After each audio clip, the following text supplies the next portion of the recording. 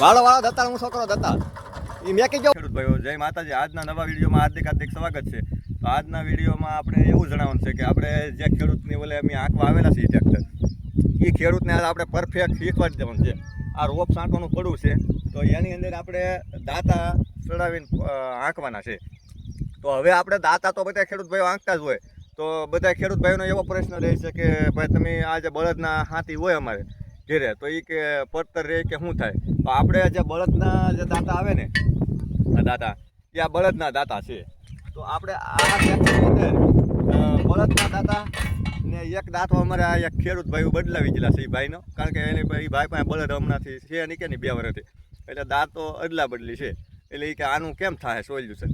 તો આપણે એ ભાઈને ટ્રેક્ટર લેવાનું છે, એટલે એને આપણે ટ્રેક્ટર શીખવાડવાનું છે, એની પાસે હકાવવાનું છે, આપણે ખેડૂતને આખી સલાહ દેવાની છે. બરાબર. તો આ પડાની અંદર આપણે કેવું હાલે છે, કેવી રીતનું મેળવે છે ને કેવી રીતનું એ આંકે છે ને કેવી રીતનું એને ફાવી ગયું છે ટ્રેક્ટર. તો અમારા વિડીયોમાં તમે આમને બિના રહેજો, કારણ કે ખેડૂત ભાઈઓને કોઈ વસ્તુ જે બળદની હાથીની આરે જે તમારી પાસે હાથી લકડા પીડ્યા હોય એમાંથી કોઈ વસ્તુ બદલાવાની જરૂર નથી. તો આ લોઢિયો છે. બરાબર. આ લોઢિયો આપણે બળદના હાથીનો જ હતો ને આ દાંતા આપણે બળદના હાથીના છે. આ એમને પડતર હતા. બરાબર. અત્યાર સુધી આપણે મગફળીમાં પાળા મારતા હતા ને હવે આપણે આ ખેતરની અંદર વીઆવ્યા છીએ દાંતા આંકવા. તો કોઈ ખેડૂત ભાઈને મૂંઝાવાનું નહીં, મેદાનમાં ઉતર્યા પછી મૂંઝાવાનું હોય નહીં. તો આપણે મેદાનમાં ઉતરી જશે તો આપણે કાંઈકનો કાંઈક જુગાડ લઈને બેસતા હોય તો આપણે બધા હાથી આપણે આંકવાના છે. કોઈ ખેડૂતને નુકસાની ન જાય એવી રીતનું આપણે કરી બતાવવાનું છે. અમારે કનુભાઈને જો અમે હવે શીખવાડવા મળ્યા છીએ.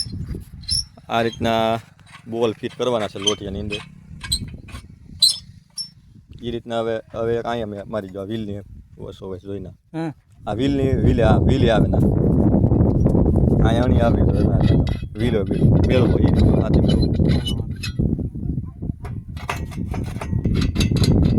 આ રીતનું મોટા ટ્રેક્ટરથી કટર ન મારવું પડે ને એ રીતનું મતલબમાં થઈ જાય. એમાં લાવવા માટે મોટા ટ્રેક્ટરને લાવવામાં અમુક ટૂંકા પડા રાખતા હોય તો તકલીફ રહેતી હોય કે ભાઈ મોટું ટ્રેક્ટર જ્યાંથી લાવશું એ રીતના પડા વચ્ચે રાખેલા હોય તો એની માટે ટ્રેક્ટર ગમે નથી આને પોપટ કાઢીને વૈયાવો. આપણે ઓલે પણ સીધા અહીંયા વૈયાવા છીએ, કોઈ બી લાગે નહીં, કાંઈ નુકસાની ન આવે.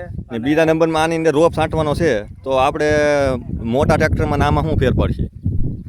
ટ્રેક્ટર તમે લાવો તો કટર મારવું પડે. બરોબર. એટલે સોહેલા કાઢે એટલે તમારું પડું હેરખું થાય નહીં. લાઠો તો ત્યાં પછી નીકળા રોડા રહે. અને આમાં આપણે 5 દાંતાનું મારી દેવું. આ અણી વાળા તો દાંતા છે, 5 દાંતા મારી દેવું ને પછી કળિયું મારશું એટલે એકદમ લોટ જેવું થઈ જાય અને મીડિયમ પાળા થઈ જાય મસ્તીના જેવો જોવે એવા અને ઓછા ખર્ચમાં સારું કામ થાય. ઓછા ખર્ચમાં સારું. બીજા નંબરમાં ટોર નહીં લાગે. ટોર ન લાગે. મોટું ટ્રેક્ટર લાવો તમારે આમાં ટૂંકી જગ્યામાં વાળ ભોળમાંથી હેડ એન્ડ બેટ બધું કેવરાવે.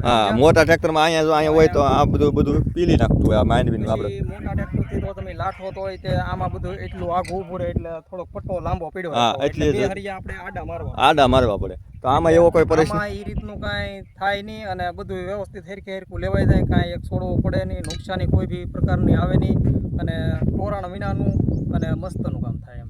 અને હવે આપણે હાંકવાનું છે ટ્રેક્ટર ને હવે તમારે શીખવાનું છે. આવતે વર્ષે લેવાનું છે. બરાબર. આવતા વર્ષે લેવાનું છે. તો ભાઈ આજ આપણે હાંકવા નથી, આ કનુભાઈને શીખવાડવાનું છે ટ્રેક્ટર. અને આપણે હાંકશું એ તમને વિડીયોમાં બતાવશું. ઘનશ્યામ મકવાણાની ચેનલને સબસ્ક્રાઈબ કરજો, લાઈક શેર કરજો અને આમનો અમારા વિડીયોમાં બિના રહેજો. તમને જે કાંઈ નવી માહિતી અમે આપવાની રહીશું એ દર વખતે આપતા રહેવું. તો જય માતાજી. તો ખેડૂત ભાઈઓ આપણે પાવર ટીલર આ ભાઈને અમે શીખવાડીએ છીએ. તમને આગળ કીધું હતું કે આપણે પાવર ટીલરમાં દાંતા જે આપણે ચડાવ્યા એ દાંતા આપણે બીજા આજકાલ નાખ્યા છે ટ્રેક્ટરની અંદર. આ લોઢિયાની અંદર કોઈ તે થોડોક આબીડાવે છે.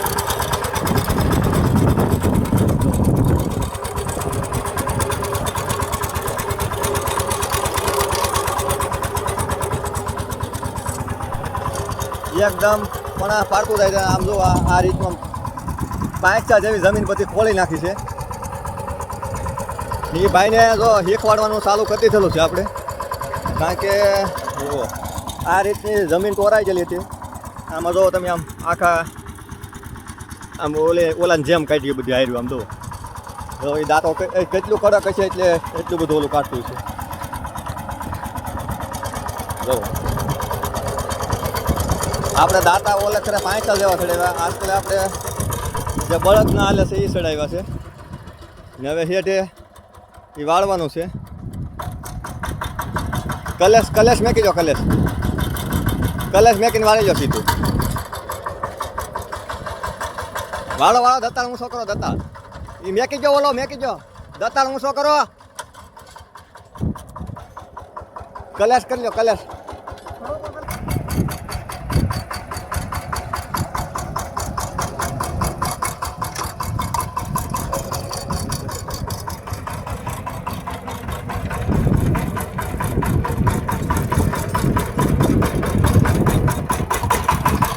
હારો આમ નો હાલે હરખું બનાવે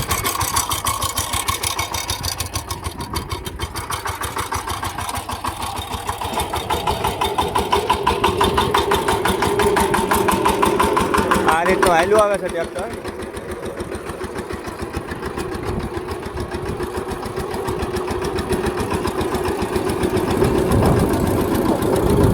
ભૂત હાથ મેં કહેજો બે હા રેડી નો ઘટે મસ્ત એમાં કાંઈ ન ઘટે તો આ ભાઈ અમે ડાયરેક્ટ લાઈવે ખેડૂને શીખવાડીએ છીએ હવે એના પપ્પા જોવા આવ્યા છે કેવું કાલે છે જો એ દાંડલી મેં કીધું તમને એમ ઝોંટો મરાવી દે છે કેવો પડે કમાદા હાથે કેવો પડે દતાળ કેવો પડે હે ઊંચકાવી નાખશે કે દાતા મેકાના જો આ રીતનું હાલે છે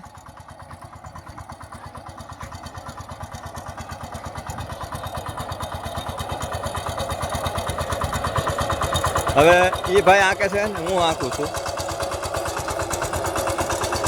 આપણે આગળ ધધડાટી બોલાવી દેવાનું છે આ દાંતો છે ને ખાસ આની વાહે વિલ્લી વાહે હાલવો જોવે એટલે હાલવો જોવે એનું કારણ શું છે ખબર ખેડૂત ભાઈઓ એનું કારણ એવું છે કે તમે કળિયું કે ગમે આંકો તો એની અંદર વીર હાલ્યું જતું હોય અને કળિયું તમારું વ્યવસ્થિત છૂટાય છે હાલ્યું જાય જુઓ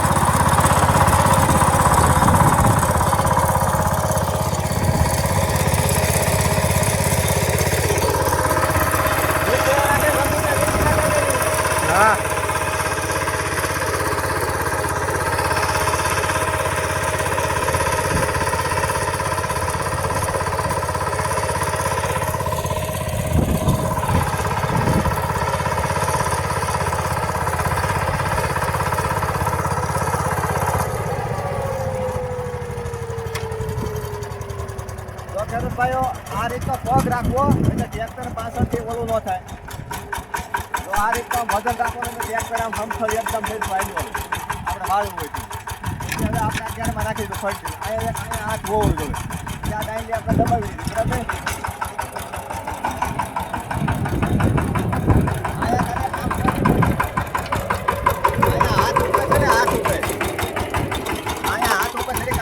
હેઠો રાખવાનો એટલે દતાળ મીડિયમ એટલે આમ હતો ને મીડિયમ સરળતાથી વળી જતું ટ્રેક્ટર એ રીતનું ફોલો કરવાનું તો અમે અત્યારે વરસાદનો થોડોક માહોલ જામતો થાય છે તો અમે નવા એરિયાની અંદર કાંઈક નવું લઈને આવશું ત્યાં સુધી બધા ખેડૂત ભાઈઓ જય માતાજી નવીન કાંઈક લઈને આવશું અમે તો આ રીતનો દાંતા આંક્યા છે એટલે ખેડૂત ભાઈને ખ્યાલ જ આવી ગયો છે અને આંકવાની તમને આગળ આંકવાની રીત સમજાવી છે આ ભાઈને અમે જે પડામાં આંકવા આવ્યા ને એ ભાઈને અમે શીખવાડી દીધું છે ટ્રેક્ટર એટલે આ રીતની કાંઈ પણ મિસ્ટેક હોય તો અમને કોમેન્ટ કરી જણાવજો બધા ખેડૂત ભાઈનો જય માતાજી.